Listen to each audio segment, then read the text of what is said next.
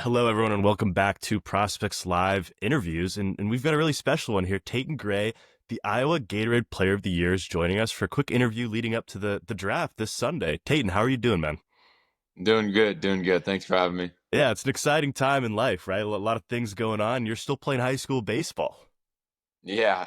We're just finished up our last regular season game last night, so postseason from now on out. So I'm excited to kind of finish the season with my friends. Probably last time playing with some of my buddies, so it's been a fun ride for sure. A lot of change coming in life right now. Is that something that's exciting, nervous? Is it kind of a blend of both? We'll get into your college journey, but committed to Oregon, not too close to Iowa. Kind of what's going through your head right now in this crazy time? Yeah, I mean it's one of those things where I've been looking forward to kind of playing college ball or playing or signing go professional baseball, and it's been something on the back of my mind for a long time. But it's kind of bittersweet, and it's getting real at this point. So I'm definitely, not. I'm excited for what's to come, but it's obviously kind of sad ending high school ball, and like I said, it's pretty bittersweet. So just trying Yeah, to take it all in, the last couple of weeks of the season. yeah, kind of savoring that last little time of almost normal life as it is, whether college or professional. Baseball becomes a 7 day a week, 24/7 job pretty soon. I think that's really cool.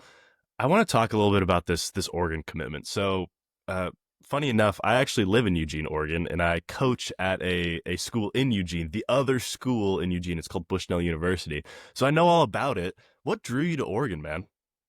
Yeah, so kind of going back to my sophomore year, I was committed to Notre Dame. I just felt like it was the right fit. Notre Dame was really my dream school up to that point, and there's some coaching changes that resulted in me, decommitting. And so with that, I opened it up, at the end of last year, and Oregon is really a consistent school for me, and our values lined up, as me and my family, and the coaching staff, and I felt like Oregon's a place where I'm going to grow, not only as a baseball player, but, as a person too. And so, I thought maybe Oregon is a place where I was going to have to kind of step outside my comfort zone a little bit, and I was going to be pushed by, the players around me. And I was excited for that. So, I'm still excited for that. And, I love Coach Waz and Coach Martyr. And I think, they're going to get me to where I want to be if I do end up stepping on campus. Yeah, absolutely. Coach Waz, I've always described as a leader of men because everything you hear about him within the community is just this fantastic role model. And when you listen to his interviews and stuff, it's more than just baseball, right? So I think it's a great program to go to. And I always find it funny. You'll like drive downtown in Eugene or whatever, and you'll see Waz's face outside of like restaurants or whatever. There's a what's it called? Fast food. Hold on, now I'm gonna have to pull this up. They have a Coach Waz meal in Oregon that contributes to the athlete NIL fund. I'm not going to find it. I think it's Carl's Jr. has a Yeah. huge, Yeah. That sounds huge right. face of Coach Yeah. Waz on it. I always think that's funny. Walking by, it's a sports town for sure. Are you a college football guy? Yeah. Big college football guy. There's nothing better than a Ducks game, man, at Autzen Stadium. But kind of moving forward into just more baseball talk here. You're invited to the Super 60, and you made a huge mark at that event. You killed the bat speed record at that event, right? So it was previously around 80 miles per hour for average bat speed. I think you averaged 83. Is bat speed something you like specifically work on in your training, or is that just kind of a product of hard work and being a super strong guy? Yeah, it's not really a focus at all, and I honestly have no idea what my bat speed is going into those events, and so Yeah. I don't use a ton of like technology in my training, and a lot of it is just in the weight room and just in my training in general in the cage. So going to that event, like I really have no idea what my exit velo is or what my bat speed or whatever those little metrics are that some people use. I just try to go out there and be my best version of myself. So it's definitely exciting to see those numbers, but I think it's been even more exciting, seeing those numbers play on the field this year. So it's been Uh, fun. yeah, absolutely. I think it's funny because within scouting circles, you are a data darling, but you clearly don't care too much about the numbers. You're there to play baseball, right? So I think it's kind of this funny balance between those two things. Do you just try and swing as hard as you can all the time? Are you like a guy who just wants to get your A swing off as frequently as you possibly can? Is that something that you do work on, is swinging at full intent? Yeah, I think that's always the goal is to get a pitch you want and, put your best swing on it. But there are situations or pitches that, you just have to put the ball in play. And I take a lot of pride in my approach and knowing when to get my full A swing on and when I have to kind of put out of the park, or when it is time for a line drive, or to kind of shorten up and put the ball in play. And so that's something I've worked on a lot, is putting the ball in play when I need to, and being a team guy, and also utilizing my power. So yeah, of course, like getting your A swing off is always awesome, but is it realistic? Probably not. So Situational baseball, right? exactly. I saw on Twitter a 510-foot BP home run out of you. Is that fact or fiction? Are we believing that? Yeah, I mean, it was so our field, we have like a parking lot in the outfield, Oh and the yeah. parking lot's like 500 feet away, and the wind was blowing out a little bit, but it wasn't something totally out of the ordinary, and kind of went through my BP round with my wood bat, picked up my metal bat, and first couple of swings were at those cars, and I ended up hitting one of my friend's windshield. So then we got out the measuring tape and then kind of backed it up with like a Google Earth. Oh So yeah. No, those are yeah, I super mean accurate. so it's pretty legit, but I mean it's just BP. So It's like on your best days, if you can hit the parking lot, you're feeling pretty good that day. Is that kind of the feeling? yeah, for sure. It's like I know when I go through my BP, it's like our field isn't the biggest, but I'm trying to work gap to gap, and usually the ball flies out when I do that. And so when I'm trying to work on my approach in BP my first couple rounds and those balls are flying out, I know it's gonna be a good day. So Yeah, right. Kind of sticking with this BP topic, I was at the MLB Draft Combine, and you swung pretty early on the first day there, and it just sounded different off your bat, man. Like I would think I was on my phone or something, tweeting something. I look up and I'm like, who's hitting right now? Crazy EVs, especially for a high school kid. What was that combine experience like for you overall? How cool was it? yeah, it was sweet. I definitely didn't know what I was getting myself into. When I went down there. All the guys are awesome, but I went down there to compete and kind of make a name for myself, and that was my goal. And so I think I did that. I kind of look at it more like the Super 60, just as kind of like a business day for me. And hitting is what I do best, and so I'm gonna go out there and I'm compete, and I'm gonna be compared against the guys that are supposed to be top of our class for power, and I'm gonna put up better numbers in them. And that doesn't really come from a cocky standpoint; it just comes from a standpoint of like, I'm confident about my training, and I know I kind of flew in under the radar this year. And so, I was kind of excited to kind of show that off. And like I said, I don't use a lot of numbers in my training, but I knew, all right, I'm going to go out there and put up some numbers, and this is what I'm here to do. So You absolutely did put up numbers. I mean, we look at the Super 60 and like, oh, this is the Taitn Gray breakout or whatever, like, under recognized name within scouting. And then you back it up again with MLB Combine. You're posting the top EV numbers for prepsters at both events. It's you certainly are rising to the occasion at these kind of bigger events, and getting even, just boosting your stock as much as you could. What was it like just kind of experiencing the MLB side of things for maybe, one of the first times down at Chase Field, entering those meeting rooms, talking to team officials? Like, how was that experience for you?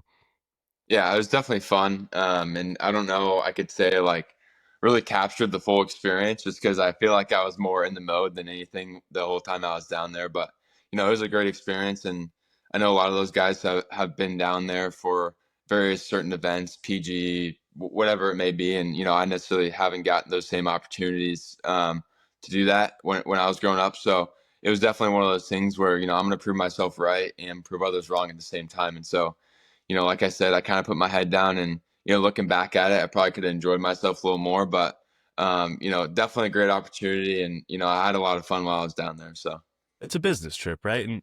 And I think being from Iowa does make you a bit of a different mold of baseball player, right? We talk about, when did your high school season start? around May. So it's a different high school season than anyone else. So like, have you been able to do the full summer circuit before this year in a sense, or has this kind of been like high school baseball is your summer, is what it sounds like? Yeah, so pretty much the Iowa kind of baseball, we have spring league, and that's sort of our summer circuit. Is we just have a PBR spring league around the Des Moines metro area, and we a lot of the guys around here play in that league, and then we all go play high school ball from May to July, and then I played fall ball after that. So last year I got to play in the Red Scout team, and that was a really good opportunity. Played in some big events, and so yeah, that's kind of the summer, and we don't get to do a lot of big travel ball tournaments like the WWBAs or whatever that is, unless you miss out on your high school season. And I just wasn't really up for that. I think the team is almost just as important as anything else, and so the last couple of years I wasn't really too confident about leaving the team for something for myself to say. So it's definitely Iowa baseball is just a thing in itself, but you know, it's uh it's different for sure. Yeah. My next question kind of relates to position here, right? So you're a catcher, but you have utility capabilities. You're also a switch hitter. How hard is it to manage your baseball time with, because switch hitters need double the swings, right? That's just kind of a realistic approach thing. Catchers probably do more defensive work than anyone, and you can also play other positions. What is your day to day like with baseball? Do you have any free time? Yeah, not much, honestly. But it's nice having the coaches that we do at our program and having the kind of support system around that. I told them going into the season, um, I'm up for this and I'm going to do whatever it takes. And so, I'm taking reps at catcher and outfield and infield, and then catching pens and still hitting both sides during practice. And then obviously out of practice, I'm getting just as many swings in, and still working on that stuff on the weekends. And so it's one of those things when I decided to be a catcher, 4 or 5 years ago, I told myself this isn't going to be easy, and I just got to kind of embrace the suck for say. So, um, it's one of those things where like I know I have to put in just much time, but catching and playing the field and switch hitting are things I all love to do. So it doesn't really bother me much, and I love to be out there. So it's been fun. Yeah, it's a grind, man. Uh, I have a kind of an interesting question here, and I don't know if you've been asked this before. So the ABS system, the automatic balls and strikes system, would likely be in place in the major league in a challenge format by the theoretical time that you're a professional baseball player. How does that kind of affect you as a catcher? How do you think about that? That you're going to be able to challenge balls and strikes if you are catching in the big leagues? Yeah, I think I haven't really thought much about that to be honest with you, It's but a weird it one. changes the game for sure, and it kind of puts certain aspects of catching lower down than others for say. So the framing and whatnot becomes less important as those things come on, but you just never know in the game of baseball, and those things are still going to continue to be important, but I think beyond just the catching, I think that's something I'm gonna appreciate when I'm hitting. And we see that in high school baseball. It's like I might get a strike call, and the urge to like tap my helmet is a lot. But I try to keep my cool, and those are gonna happen in high school baseball. So Yeah, the helmet tap can I'm get you definitely tossed ready for now. the more consistent strikes, than I should say. Yeah, absolutely, right. Yeah, it's going to tighten up here pretty soon for you. And I think the ABS system just makes offensive catchers like you just so much more valuable in a way where it's like, man, maybe you don't have to spend as much time on some of the catching stuff. You just get a cannon arm back there, and then you can just swing it. I think it's going to be really interesting to see how baseball evolves in that way. My last kind of question here is I saw that you ran a youth camp in the winter. How was that for you? What kind of experience is it kind of giving back to the community and helping the young kids out in baseball? Yeah, so me and my buddy ran a youth camp, pitching, catching, hitting, all of the above. And so, what we want to do is just open up the opportunity for younger kids in our community to kind of get the chance to, be around us and ask any questions, just beyond the baseball part. And that's something that I feel like when we were thinking about doing this, that's something that we both would have done when we were little. And we would have loved to have that opportunity. And so, I'm aware that there's a lot of kids in the community that definitely look up to the both of us. And I think, as far as giving back to the community, that's a great thing to do, especially giving your talents and helping those younger kids. So it was definitely fun. A long day for sure, but it was good. And for my last kind of thing here, we're gonna take you kind of into this. We're gonna fast forward a week, essentially. We're gonna fast forward to Sunday, Monday, and let's talk about the draft a little bit here. When your name gets called, when that phone call comes, what's the feeling? what's the emotion like for you? All this hard work, it's finally paid off. What are you thinking? I think this. I think initially, I think it's probably going to bring some goosebumps. Like, is this real sort of thing? But I think as that feeling sets in, it's going to be like, this is real, and I'm on to the next thing, and that's becoming a big leaguer. And so, the job's not really finished, if that makes sense. And so, it's going to be awesome, when my name does get called, or if it does get called. But it's always on to the next thing. I think that's been the kind of mindset I've had over the past year or so, and that's really helped. So.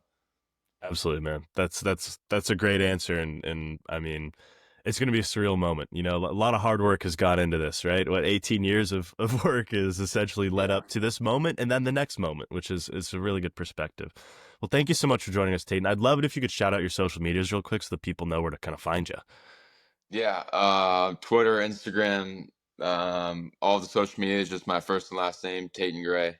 Um, yeah, Pretty easy, pretty easy. Well, thank yeah, you so much pretty for easy. joining us, and man, we're wishing you luck this weekend, and we'll be rooting for you. Yeah, I appreciate it. Thank you.